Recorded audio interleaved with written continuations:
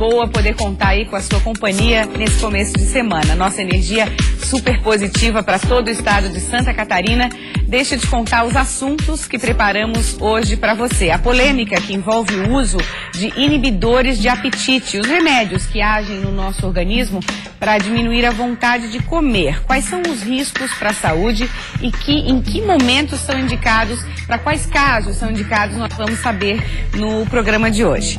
Das oficinas à banda municipal, vamos conhecer o caminho transformador da música em Balneário Piçarras, que incentiva muitos talentos de crianças e jovens e também engrandece a vida dos participantes.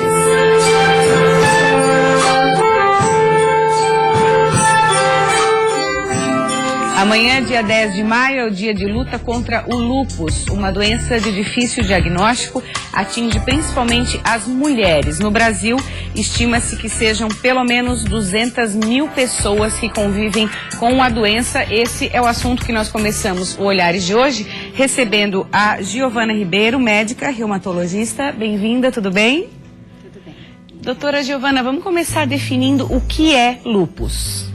Lúpus é uma doença autoimune, né? Doenças autoimunes são doenças nas quais o sistema imunológico, ao invés de só nos defender contra vírus, bactérias, células tumorais, ele sofre um desequilíbrio e começa a atacar células do próprio organismo.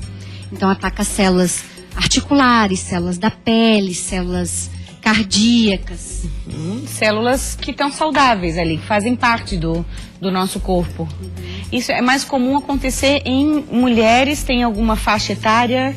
É cerca de 9 que fica bastante evidente o papel hormonal também na doença. Mas, embora seja mais frequente entre os 20 e os 40 anos, acontece também em crianças e em pessoas da terceira idade. Quais os principais sintomas? E aí eu sei que trazem dificuldade para um diagnóstico mais certeiro, que os sintomas são parecidos com outras doenças, né?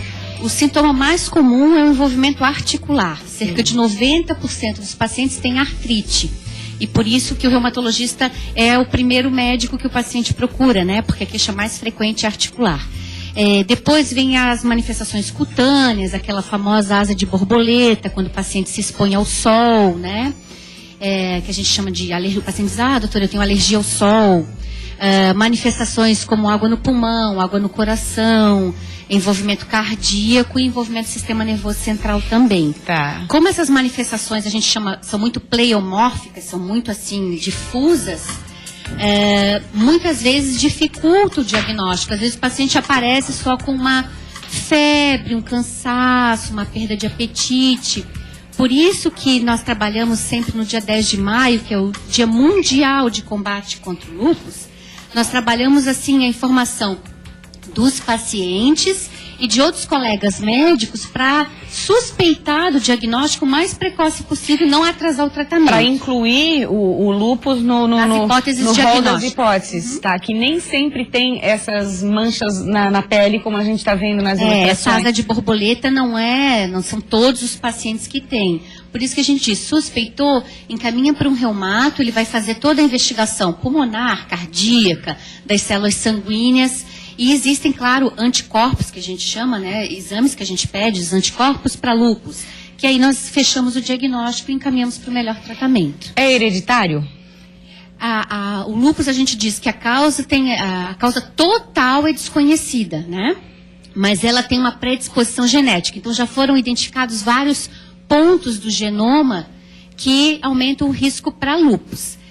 Mas além do paciente nascer com essa predisposição genética, existem vários fatores ambientais que ele se expõe no dia a dia que aumentam o risco, então, de que a gente chama de flare, de ativação do lúpus. Por exemplo, fumo, alguns medicamentos e exposição ultravioleta.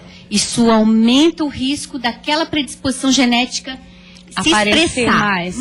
Entendi. Os estudos evoluem bastante, principalmente no que diz respeito aos remédios, mas é uma doença que ainda não tem cura.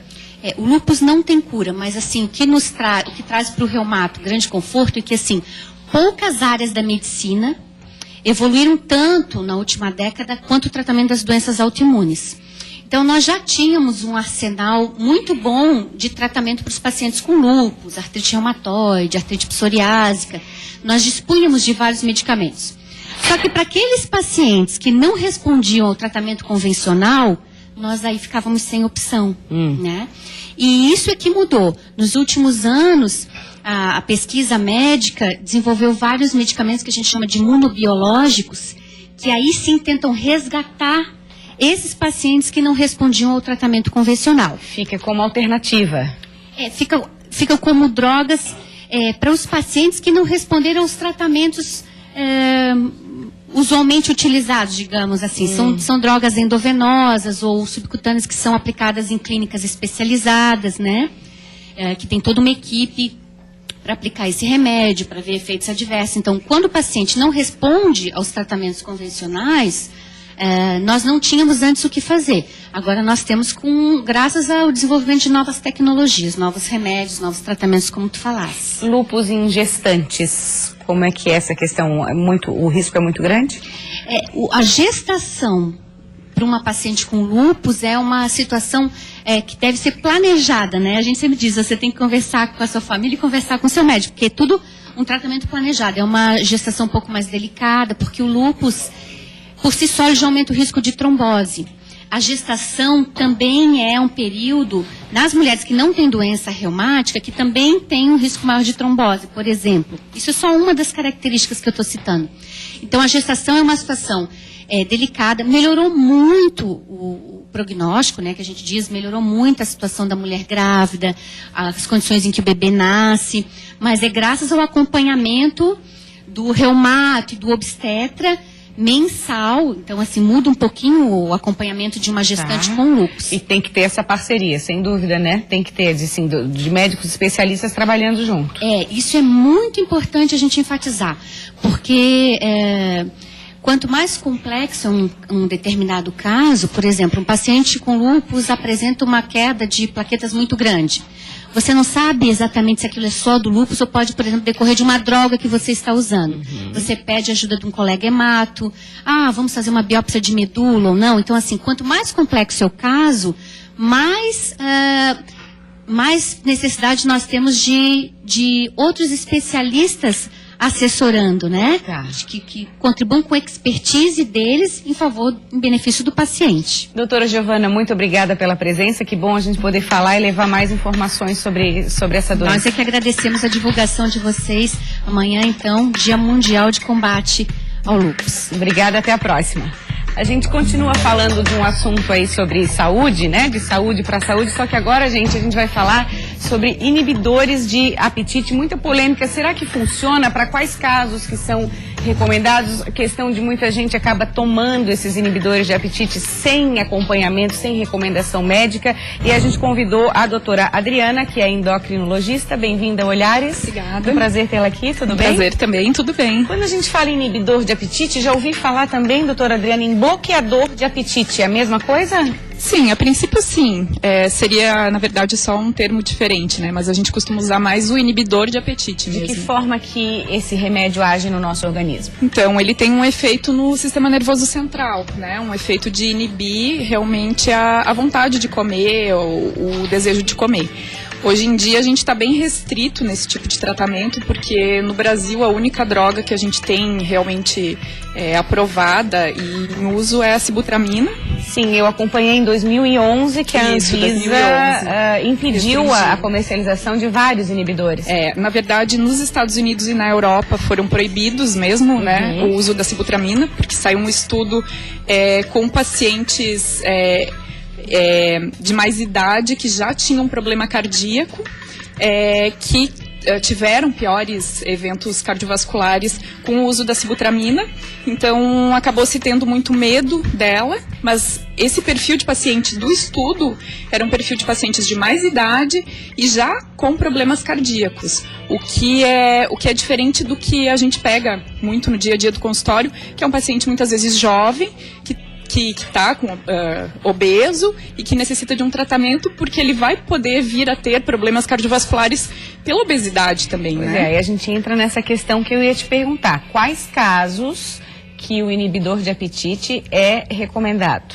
Então, o inibidor de apetite, ele é recomendado nos casos de obesidade, né, ou no caso de sobrepeso com comorbidades, com doenças como diabetes, hipertensão, só que a gente tem as restrições também, as contraindicações. Então, por exemplo, eu tenho um hipertenso, ele tem contraindicação ao inibidor de apetite. Então, eu também fico numa linha cruzada ali, que eu tenho uma indicação por comorbidade, mas uma contraindicação. Aí eu tenho que buscar outros tratamentos para obesidade. Então, o perigo de tomar um inibidor de apetite junto com outros medicamentos também é perigoso. Também tem que ser, na verdade, tem que ser avaliado por um médico que justamente avalie com calma o caso do paciente. A gente não trata doenças, a gente trata pessoas, né? Então, isso é muito importante da gente avaliar. A sibutramina que você falou, hoje ela pode ser comercializada, mas com muito controle, com muita rigidez, né? Na verdade, o que existe é um termo de responsabilidade que é assinado pelo médico, pelo paciente.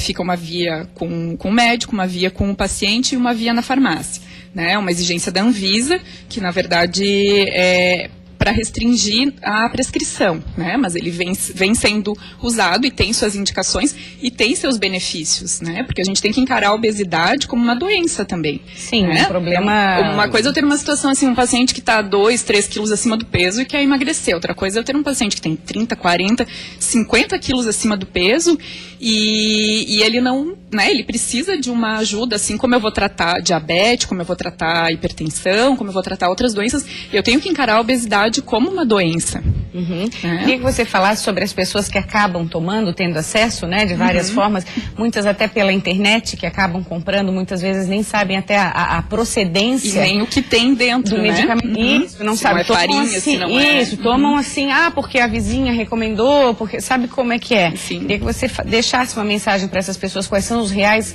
riscos de tomar inibidor de apetite sem orientação.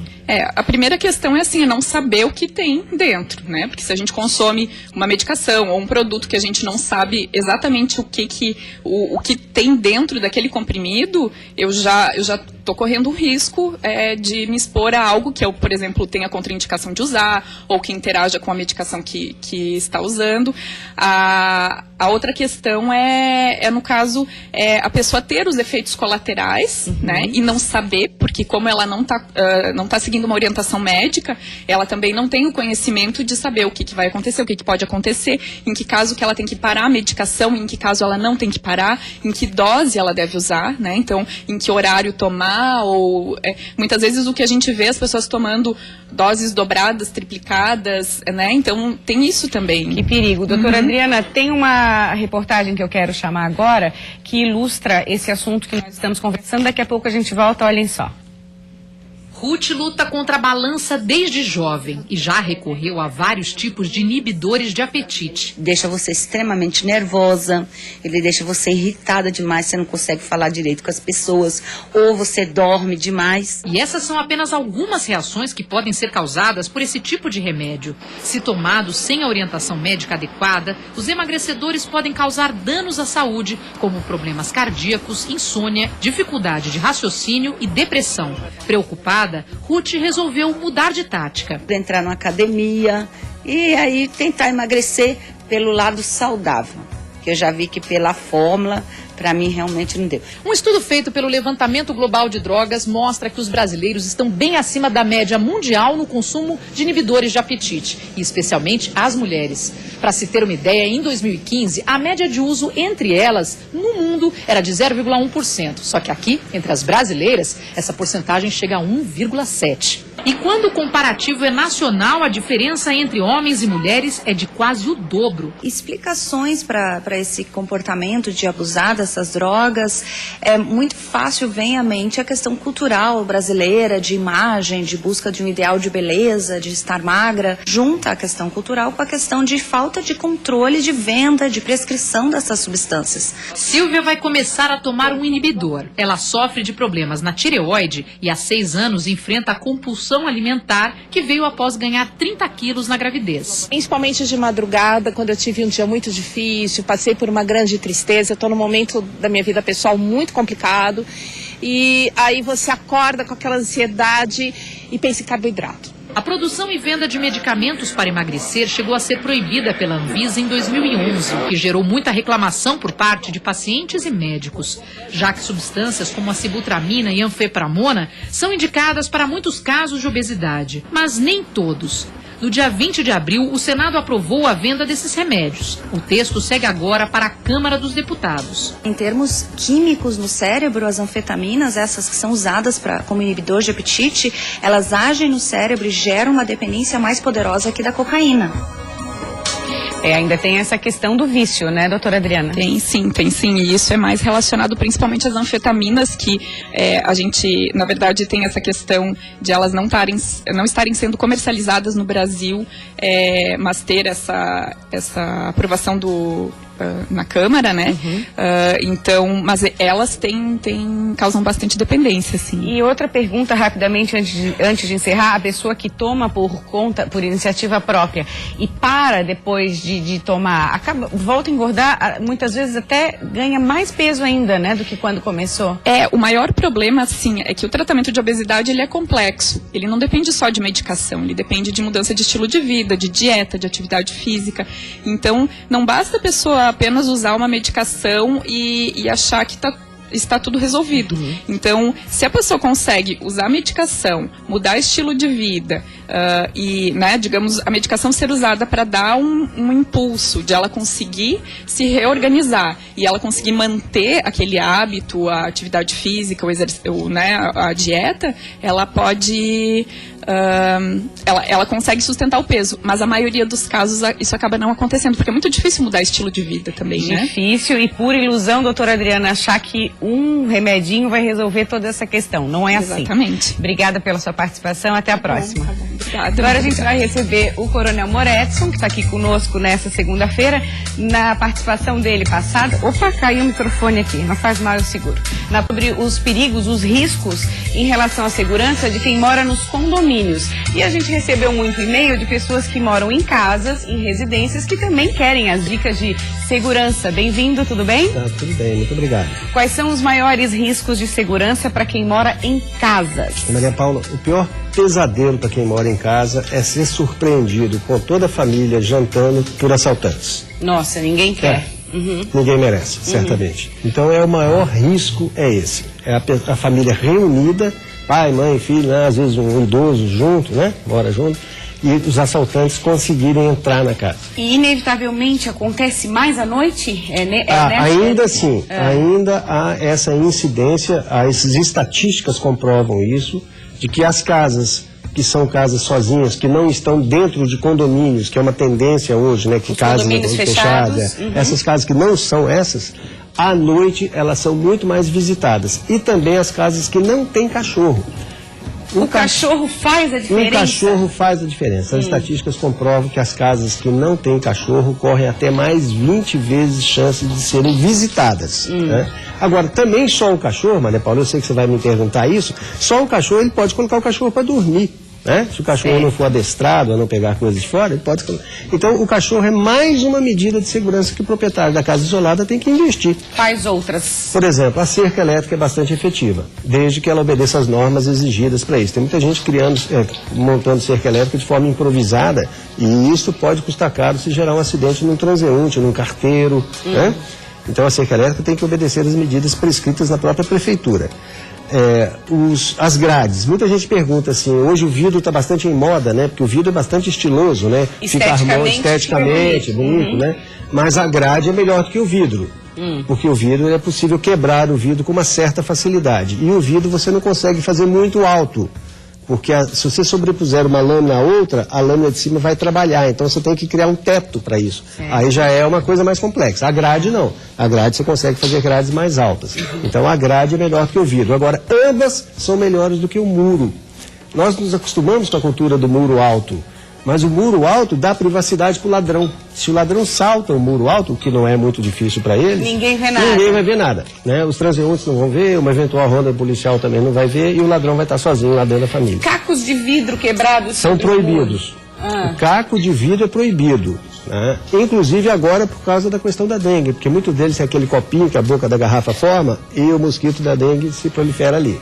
O que é permitido colocar são as concertinas, que é aquilo que substituiu o arame farpado, que é aquela lâmina em forma de espiral, geralmente de ácido inoxidável. Sei, já aquilo vi. é permitido, porque aquilo é visível, né? O risco de acidente é menor, né? E é muito eficiente. Né? Tá, uma outra questão que surgiu de telespectador é de que forma que eu posso ter mais segurança na hora de atender a campainha essa pergunta ou o é interessante. interfone. Aquela É. situação, estou sozinha em casa, né? Estão me chamando lá, e de que forma mais segura eu posso fazer isso? Jamais atender qualquer chamado sem se certificar minimamente quem é que está chamando. Seja pela vista, seja olhando pela fresta da cortina, seja por uma entrevista dizendo assim quem é, do que se trata e tendo respostas evidentemente razoáveis que te deem uma certa segurança em abrir a porta. Tem pessoas que usam uniformes de empresas, É. que são uniformes que são furtados muitas vezes. Exatamente. O que fazer numa situação assim? A forma é o crachá e no caso de dúvida, sobrepassa o crachá por debaixo da porta que eu vou me certificar com a sua empresa que deverá estar no crachá. É uma medida de proteção muito interessante. Se estão fazendo isso, Exatamente. tá bom. Obrigada e até segunda-feira. Até segunda-feira. Eu sei que sexta-feira não estará aqui, mas semana que vem estamos Estaremos juntos. de volta. Muito Obrigada, obrigado. até a próxima, tá? Deixa eu conversar agora com os convidados que vieram de Pissarras. Que honra recebê-los, tudo bem? Tudo bem. Deixa eu apresentar aqui o José Sabino de Santana, maestro, bem-vindo ao programa. Muito obrigado, nós que agradecemos. A Bárbara, que está aqui comigo, e também o Fábio. Bem-vindos. Vamos falar um pouquinho desse projeto que engrandece vidas, assim, acho que é o poder da música e muito mais que isso, a sua visão, o seu olhar, digamos assim, de acreditar nesse poder e de dar tanta oportunidade para essas crianças, para esses adolescentes. Bom, primeiro, boa tarde. Boa tarde. Muito obrigado pelo espaço nos dado. E eu quero dizer que é uma satisfação muito grande estar na frente desse trabalho e ter essas crianças todas em volta da gente com essa boa vontade, né? E é um projeto com a música realmente que a gente vê que transforma. Começou em 2007 com uma obrigatoriedade da música dentro das escolas, na sala de aula. Isso. Nossa cidade começou, na verdade, com uma fanfarra normal, simples, né? Aí, com o decorrer do tempo, a gente foi vendo a necessidade, como apareceu muitos talentos, de não ficar só com instrumento de percussão, e colocar também instrumento de sopro para fazer uma banda, realmente. Assim. Uhum. E aí, os voluntários começaram a chegar. Começaram- E tem, né? Tem Maestro? muitos. A partir do momento que surpreendente. abre a oportunidade, eles vêm. Sim, tem tá? muitos. E tem bastante talento, sabe? A gente vem uma vez e fica impressionado com isso. Um dos talentos aqui, dois dos talentos estão aqui com a gente. A Bárbara, eu sei que tem um talento para tirar música de ouvido, é isso? Que até na buzina de carro você identifica a nota que a buzina tá? É ouvido absoluto. Ouvido absoluto, conta pra gente, Bárbara, o que significa a música na sua vida e participar de um projeto como esse?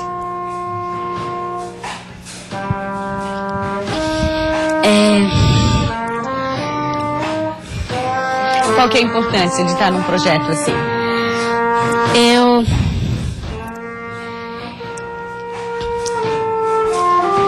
Tá emocionada? Hã? Que instrumentos você toca? toco bastante instrumento. Eu toco trompete, piano, bateria e mais coisa. E eu já tenho todos os instrumentos, mas o que eu mais precisava, que eu não tenho, é o piano. E o piano você também toca? Toco, mas eu não... Mas não tem, precisa até pro dia a dia para treinar mais, é assim? Ainda não tem. Aham. E essa questão do ouvido, como é que se identifica, maestro? Como no caso da Bárbara, como é que se identifica? Eu sei que é o olhar de vocês, mas como é que se identifica? E mais que isso, como é que se estimula numa criança? Bom, primeiro que a gente vai descobrindo pela afinação na hora da execução do instrumento. Vai vendo. Se você tocar qualquer notinha desafinada, qualquer desafinação que seja, na banda ou em qualquer instrumento, ela já vai, na hora, já vai perceber. Na hora de afinar o instrumento, ela já vai fazer certinho. Isso é um caso assim uma porcentagem, vamos dizer, de 1 milhão, aí tu vai achar, ou mais, eu acho até mais. Tá. Vai achar um. Então, ela, se você tocar um acorde no violão, ela vai identificar o acorde que é na hora, de longe, sem ver. É talento mesmo. Talento, é dela, da natureza dela. É um dom, Ela né? não estudou para isso. Existe um estudo específico, né? Sim. Um treinamento de intervalo, de estudo especializado para isso. Mas ela não fez nada disso. Isso é o de dom mesmo de natureza. Que bom, já veio com esse Já veio com presente, isso. tem que aprimorar. E o talento do Fábio, você toca lira, né? Conta pra gente como é que você começou na fanfarra. Eu comecei ano passado e tem imagem de você tocando ali, ó. pois é, eu comecei no coral do CF e então eu parti pra música instrumentada. Qual a importância para você de um projeto como esse? O que você sente participando de um projeto assim? Satisfação. A música é muito importante. Eu gosto de participar desse projeto. Que bacana. É Saber. isso, né, maestro? É a sensação de pertencer a algo maior. A gente pode dizer assim? Ela permite aquele trabalho em conjunto, né? O nosso objetivo maior não é a musicalidade em si. A gente, claro que a gente adora esse ponto, um trabalho mais bem feito, melhor. Só que nós olhamos muito para o lado social. Né? O objetivo nosso principal é esse, é levar para o lado social, da interação, né, com os alunos. Está trabalhando o conceito da música, a teoria da música, mas está trabalhando muitos outros valores. Inclusão. É que nós começamos já nas escolas, começamos nas escolas com as oficinas. Tá. Então cada escola municipal nossa, todas têm fanfarra hoje. Né? Então começa lá o trabalho. Oficina de flauta doce, violão e percussão. E de lá aqueles que mais se interessarem, dali eles saem e vêm se aprimorizar na banda.